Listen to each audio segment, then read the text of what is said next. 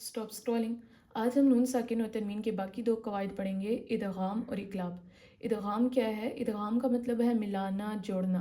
और ये कब होगा? जब नून साकिन या तनवीन के बाद हरूफ यरमलून में से कोई हर्फ आ जाए तो हम गुन्ना करके पढ़ेंगे। अब सवाल ये है कि हरूफ यरमलून क्या है? हरूफ यरमलून 6 हैं, या, रॉ, लाम, वाव, मीम और नून। अब इनमें से दो हरूफ ऐसे हैं जिनमें हम गुन्ना करके नहीं पढ़ेंगे, वो हैं रॉ और लाम। बाकी 4 हरूफ में हम गुन्ना करके पढ़ेंगे। जैसे यहाँ देखिए, तनवीन के बाद वाव है तो इदगाम होगा, तनवीन के बाद यहाँ पर भी वाव है, इदगाम होगा, यहाँ तनवीन के बाद मीम है तो इदगाम होगा, यानी गुन्ना करके पढ़ेंगे।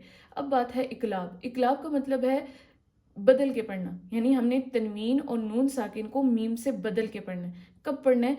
जब तनवीन या नून साकिन के बाद हरफ बा आ जाएगा तो हमने नून साकिन और तनवीन को मीम से बदल कर इख्फा करना है, यानी गुन्ना करके पढ़ना है। जैसे यहाँ पर एग्जांपल देखें, तनवीन के बाद हरफ बा आ गया तो हमने तनवीन को मीम से बदल कर पढ़ना है और इख्फा यानी गुन्ना करके पढ़ेंगे। इख्फा हम पीछे पढ़ चुके हैं, यानी नाक में आवाज़ को छुपाना।